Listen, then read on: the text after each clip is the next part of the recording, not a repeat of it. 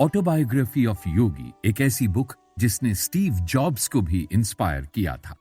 दोस्तों, Steve jobs ने अपनी टीनेज में एक ग्रेट इंडियन योगी की ऑटोबायोग्राफी को पढ़ना स्टार्ट किया था।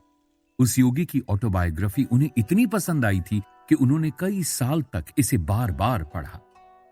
ये बुक उनके आईपैड में हमेशा सेव रहती थी। इतना ही नहीं, स्टीव जॉब्स के फ्यूनरल में आने वाले गेस्ट के लिए भी इस बुक की 500 कॉपीज ऑर्डर की गई थी। परमहंस योगानंद की ऑटोबायोग्राफी ने बहुत लोगों की लाइफ को पूरी तरह से चेंज कर दिया। स्टीव जॉब्स भी उन्हीं में से एक थे। तो चलिए आपको फिर से 20th सेंचुरी में लेकर चलते हैं और मिलवाते हैं इंडिया के ग्रेट योगी परमहंस योगानंद जी से। परमहंस योगानंद का नाम उनके माता पिता ने मुकुंदलाल घोष रखा था। उनका जन्म गोरखपुर में हुआ था और बचपन से ही उनके मन में भगवान के प्रति गहरी आस्था थी। परमहंस योगानंद जी ने ही वेस्टर्न कंट्रीज के लोगों की योग से पहचान करवाई। दोस्तों, परमहंस योगानंद के बचपन में ही कई ऐसी घटनाएं घटी जो इस ओर इशारा कर रही थीं कि वे भविष्य में दुनिया के महान संत बनेंगे। उनके बचपन का एक किस्सा है कि एक बार जब उन्होंने अपनी बहन के हाथ पर एक फोड़ा देखा, तब उनकी बहन उस फोड़े पर मरहम लगा रही थी। छोटे से मुकुंद ने अपनी बड़ी बहन उमा से कहा, दीदी, क्या मैं भी ये दवाई लगा सकता हूँ? क्योंकि मुझे भी बिल्कुल तुम्हारी तरह कल एक फोड़ा होने वाला है। उनकी बहन को इस बात पर हंसी आ गई और मुकुंद को मरहम देने से साफ मना कर दिया। जब छोटे मुकुंद ने भविष्यवाणी की कि अगर उनकी बात सही निकली तो उनकी बहन उमा का फोड़ा डबल साइज का हो जाएगा।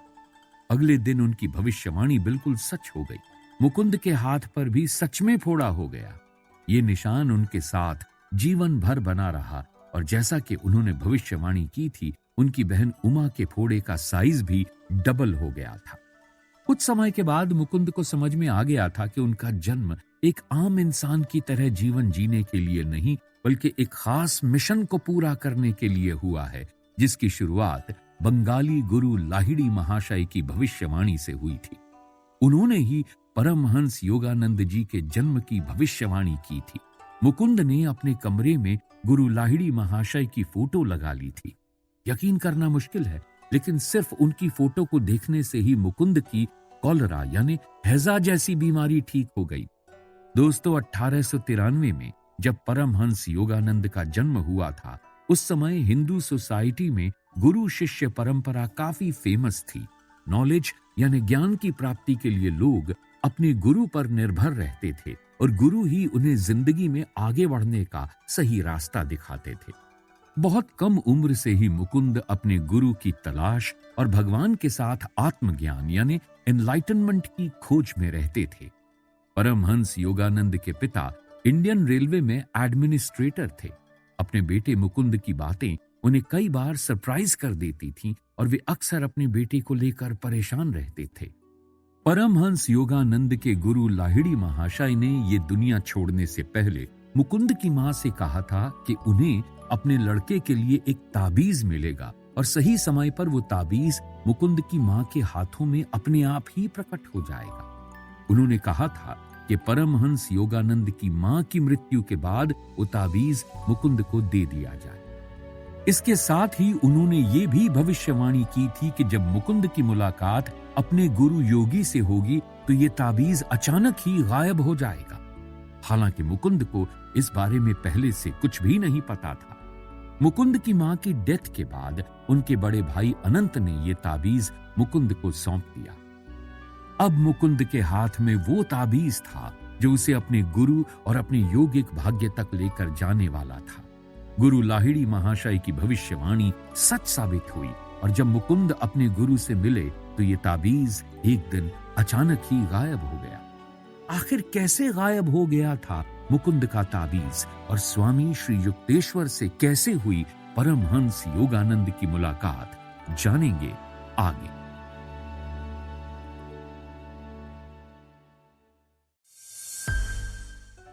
दोस्तों, मुकुंद ने अपने ताबीज को सेफ रखने के लिए उसे एक बॉक्स में रख दिया। इस जगह के बारे में सिर्फ मुकुंद को ही पता था। वो अक्सर बॉक्स को खोलते, ताबीज को देखकर खुश होते, उसकी तारीफ करते और बॉक्स बंद करके उसे रख देते। एक दिन वो अपने कमरे में पहुंचे तो देखा कि उस बॉक्स में वो ताबीज नहीं है। उनका ताबीज कहीं गायब हो गया था। ये देख वे बहुत दुखी और निराश हो गए। उन्होंने आश्रम के चारों तरफ ताबीज को ढूंढा, लेकिन उन्हें ताबीज कहीं भी नहीं मिला। उसी वक्त किसी जरूरी काम से उन्हें बाहर जाना पड़ा।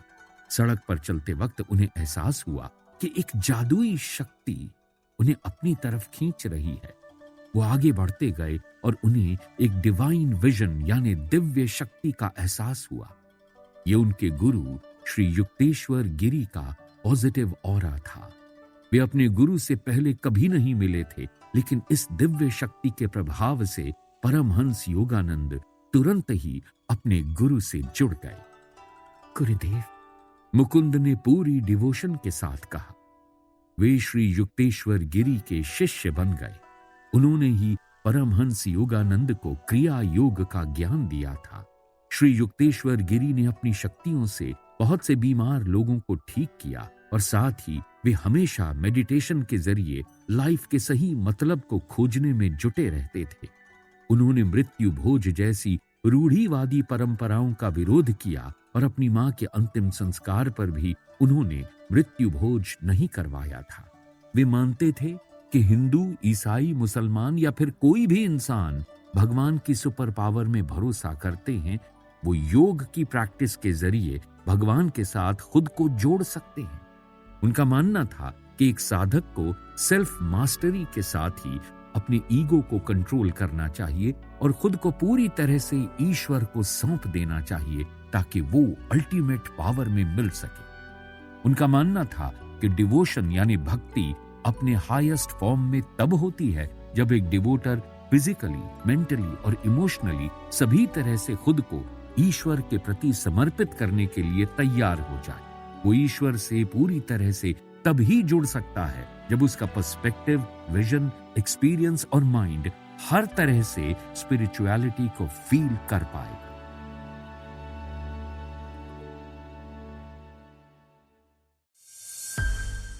दोस्तों, जैसा कि हमने पहले बात की कि परमहंस योगानंद बचपन से ही खुद को ईश्वर के साथ जोड़ने की कोशिश करते रहते थे। उनकी इसी चाह की वजह से अपनी पढ़ाई के दौरान वे खुद को काफी बेचैन महसूस करते थे। गुरु श्री युक्तेश्वर जी के आश्रम में भी उनके मन में कई सवाल उठते थे और वो उन सवालों का जवाब खोजने के लिए निकल जाते थे। उन्होंने पढ़ाई के दौरान भी कई बार हिमालय की गुफाओं तक पहुंचने की कोशिश की, लेकिन उनके टीचर्स उन्हें हमेशा रोक दिया करते थे। हाँ, इस दौरान उन्होंने कई धार्मिक यात्राएं जरूर की और उन यात्राओं के जरिए उन्हें बहुत कुछ जानने और समझने का मौका मिला। ये कह सकते हैं कि आत्मज्ञान के रास्ते में ये यात्राएं उनके लिए हेल्पफुल साबित हुई। आश्रम में अपनी पढ़ाई करते समय उन्होंने एक गोल सेट किया था कि लॉस एंजलिस के माउंट वॉशिंगटन में सेल्फ रियलाइजेशन फेलोशिप का फ्यूचर हेडक्वार्टर बनाएंगे। अपने गुरु के गाइडेंस में कई साल तक ध्यान और तप करने के बाद उन्होंने कोसों दूर अपने दोस्तों से संवाद करने की कला सीख ली थी। वे अपने दोस्तों को टेलीपैथिक मैसेज आसानी से भेज सकते थे और उसे ट्रांसमिट भी कर सकते थे। उन्होंने अपने गुरु श्री युक्तेश्वर जी से सेल्फ रियलाइजेशन यानी आत्मबोध का तरीका सीखा। ये उनकी लाइफ में काफी इंपॉर्टेंट भी साबित हुआ। सेल्फ रियलाइजेशन यानी सत्य के साथ एकाकार। इसका मीनिंग यह है कि इंसान अपनी बॉडी, सोल और माइंड के बारे में पूरी तरह से जान ले। जब इंसान ये जान लेता है तो वो पूरी तरह से ईश्वर से जुड़ जाता है। इसके बाद वो हर समय खुद को ईश्वर से जुड़ा हुआ ही महसूस करता है। सेल्फ रियलाइजेशन के लिए सबसे जरूरी है कि हम खुद को बेहतर तरीके से पहचान सकें। सेल्फ रियलाइजेशन की पावर के साथ ही परमहंस योगानंद ने पौधों को समझने, जानवरों के साथ कम्युनिकेशन करने और खराब अंगों को लिविंग सेल्स की हेल्प से फिर से ठीक करने का काम किया। वो फ्यूचर देख भी सकते थे और भविष्यवाणी भी कर सकते थे, लेकिन इन सभी चीजों से ऊपर उनके लिए समाधि थी। समाधि आत्मज्ञान का एक टॉप लेवल होता है, जहां इंसान और ईश्वर के बीच कोई दूरी नहीं रह जाती और इंसान ईश्वर में ही मिल जाता है। उन्होंने हमेशा ही समाधि की इंपॉर्टेंस को समझा और लाइफ में इसे प्रायोरिटी भी दी। भगवान के साथ खुद को जोड़कर ही उन्हें सच्ची खुशी मिलती थी। उनके गुरु श्री युक्तेश्वर ने उनकी दीक्षा यानी एजुकेशन को अंतिम रूप दिया।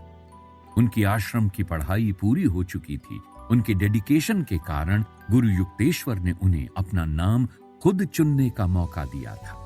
यह सच में बहुत बड़ी बात थी। उन्होंने अपना नाम परमानंद चुना। परमानंद का मीनिंग होता है दिव्य आत्मा के साथ मिलन का परम सुख। दोस्तों, अपने स्कूल के दिनों में परमहंस योगानंद सब कुछ जानना चाहते थे। वे स्पिरिचुअलिटी यानी आध्यात्म को गहराई से समझना चाहते थे और उनकी इसी चाह ने उन्हें एक डिस्ट्रैक्टेड स्टूडेंट बना दिया था। लेकिन फिर भी उन्होंने हमेशा अच्छे ग्रेड हासिल किए। परमहंस योगानंद को लेकर एक किस्सा बहुत फेमस है कि कलकत्ता यूनिवर्सिटी में अपने फाइनल एग्जाम के दौरान उन्होंने बस से अपनी बुक्स फेंक दी थी। सिर्फ कुछ पेपर्स को अपने पास रख लिया और उन पैसेजेस को पढ़ने लगे जो फाइनल्स में पूछे जाने वाले थे।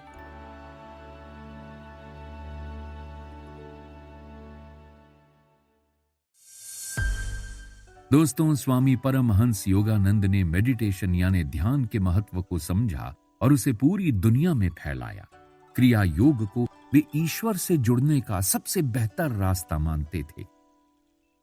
योग के मार्ग में कम समय में सक्सेसफुल होने के लिए क्रिया योग की साइंटिफिक टेक्निक को ही सबसे सही माना गया है। क्रिया योग राजयोग की एक ऐसी एडवांस्ड साइंटिफिक टेक्निक है जो हमारी बॉडी में फ्लो होने वाली एनर्जी को सशक्त यानी एम्पावर्ड और पुनर्जीवित कर देती है। क्रिया योग में हार्ट और लंग्स की स्पीड अपने आप ही थोड़ी धीमी हो जाती है, यानी मन और शरीर पर पूरा कंट्रोल हो जाता है, जिससे शरीर में चेतना यानी कॉन्शियसनेस जागृत होती है। धीरे धीरे यह हमारी इनर सोल को अवेकन करने का काम करती है। क्रिया योग की प्रैक्टिस से इंसान अल्टीमेट जॉय और हैप्पीनेस को फील कर सकता है। क्रिया योग के बारे में खुद परमहंस योगानंद ने कहा था कि यह बिल्कुल मैथ्स की तरह काम करती है और कभी फेल नहीं हो सकती। परमहंस योगानंद की सोच और काम करने का तरीका दोनों ही दूसरों से बिल्कुल अलग था। वे ऑर्गेनाइजेशनल स्ट्रक्चर के साथ काम करना पसंद नहीं करते थे। एक बार परमहंस योगानंद और उनके गुरु श्री युक्तेश्वर के बीच किसी सब्जेक्ट पर इंटेलेक्चुअल बातचीत चल रही थी। उस समय उनके गुरु ने उनसे पूछा कि परिवार के साथ के बिना अपना बुढ़ापा कैसे निकालेंगे। तब उन्होंने सेल्फ रियलाइजेशन को ही अपनी पावर बताया था। उस समय उनके गुरु ने उन्हें बताया था कि नॉलेज को शेयर करना बहुत जरूरी है और अगर उन्होंने अपना नॉलेज अपने स्टूडेंट्स के साथ शेयर नहीं किया तो वे आज सेल्फ रियलाइजेशन में कैपेबल नहीं होते। योगानंद को अपने गुरु की ये बात समझ में आ गई। इसके बाद परमहंस योगानंद ने अपने मिशन की शुरुआत की। उन्होंने कलकत्ता के पास रांची में बॉयज स्कूल शुरू किया। इस स्कूल में स्टूडेंट्स को स्पिरिचुअल और फिजिकल नॉलेज के साथ लाइफ को हैप्पीली जीने की आर्ट भी सिखाई जाती थी। उन्हें अलग अलग सब्जेक्ट्स के साथ ही मेडिटेशन और योग भी सिखाया गया। योगानंद जी का कहना था, मेडिटेशन की हेल्प से स्टूडेंट्स अपने अंदर छिपे सवालों के जवाब खोज पाएंगे। उनकी ये सोच कम समय में ही बहुत पॉपुलर हो गई थी और उन्होंने इस तरह के कई स्कूल खोले। दोस्तों, उन्हें जब 1920 में बॉस्टन में international Congress of religious liberals में इंडिया को रिप्रेजेंट करने का इनविटेशन मिला तो वेस्ट में उनके मिशन को पहुंचाने की भविष्यवाणी पूरी हो गई थी। बस एक छोटी सी परेशानी उनके सामने थी। परमहंस योगानंद इंग्लिश बोलना नहीं जानते थे। जब अमेरिका ले जाने वाले शिप में उन्होंने अपना पहला भाषण देना शुरू किया तो वे हकलाने लगे। उन्हें हकलाता देख लोग हंसने लगे। उन्होंने खुद को एक और चांस दिया और अपनी दिव्य शक्ति से खुद को जोड़ लिया। तब उन्हें अपने गुरु की एक बात याद आई कि भाषा सिर्फ एक माध्यम है, असली शक्ति तो तुम्हारे अंदर है। जाओ, तुम जिस भाषा में योग की शिक्षा दोगे उसे स्वीकार किया जाएगा। आगे चलकर उन्होंने अपने अमर गुरु बाबा जी लाहिड़ी महाशय और श्री युक्तेश्वर जी से मिले ज्ञान का प्रसार बॉस्टन में किया। बॉस्टन में उनका भाषण काफी सफल रहा। इसके बाद उन्होंने 15 साल तक अलग अलग देशों और जगहों पर लेक्चर दिए और उनकी कई सारी बुक्स पब्लिश भी हुई जिन्होंने हजारों लोगों को योग के साथ जोड़ा। अब वे लोगों के बीच योगी के नाम से पॉपुलर हो चुके थे। कई सालों की मेहनत के बाद उन्होंने कश्मीर में मंदिर बनवाया। 1925 में उन्होंने Los Angeles self realization fellowship headquarter establish किया, जो दुनिया भर में 500 से ज्यादा सेंटर्स, टेम्पल्स, आश्रम और स्कूलों वाले ऑर्गेनाइजेशन का हेड है।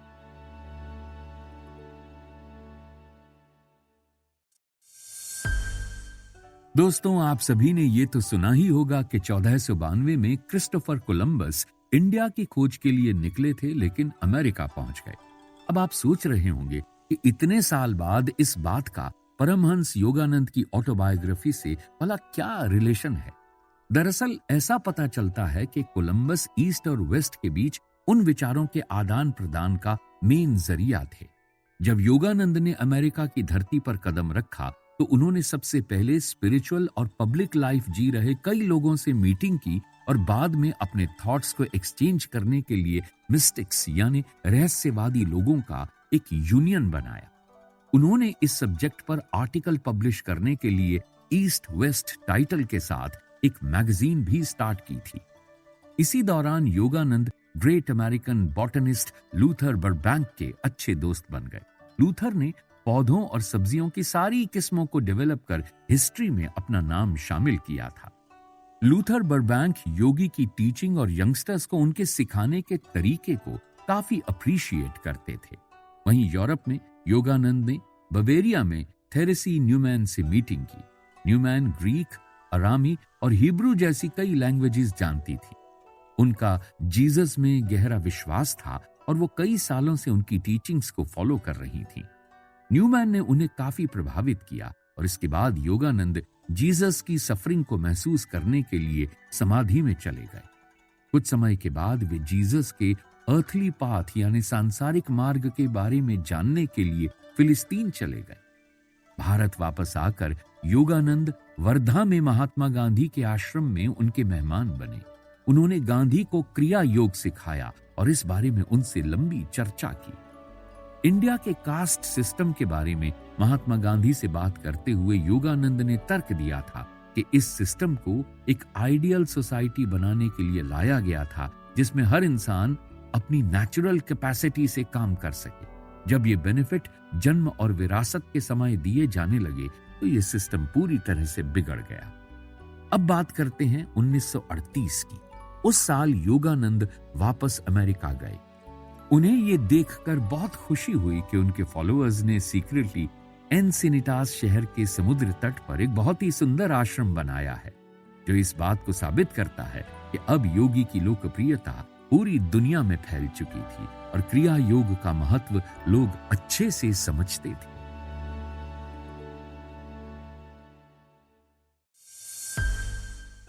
दोस्तों, इस ऑटोबायोग्राफी के जरिए आपको परमहंस योगानंद के बारे में कई सारी बातें जानने का मौका मिला। परमहंस योगानंद के अंदर बचपन से ही स्पिरिचुअलिटी को जानने की इच्छा थी। वो अक्सर तीर्थ यात्रा पर जाने की कोशिश करते थे और अपने गुरु को ढूंढने के लिए उन्होंने कई बार अपना घर भी छोड़ दिया था। उनकी ये खोज तब खत्म हुई थी जब उनकी मुलाकात उनके गुरु स्वामी श्री युक्तेश्वर से हुई। उन्होंने ही परमहंस योगानंद को उनके लिए की गई भविष्यवाणी को सच साबित करने में मदद की और उन्हें सही राह दिखाई। परमहंस योगानंद का लक्ष्य क्रिया योग के संदेश को पश्चिम यानी वेस्ट तक लेकर जाना था। कुकू बाइट्स में आप सुन रहे थे 5 की teachings from autobiography of a yogi. अगर आप इसकी कंप्लीट बुक सुनना चाहते हैं तो इसे कुकू FM पर सुन सकते हैं। कुकू FM, सुने जो मन चाहे।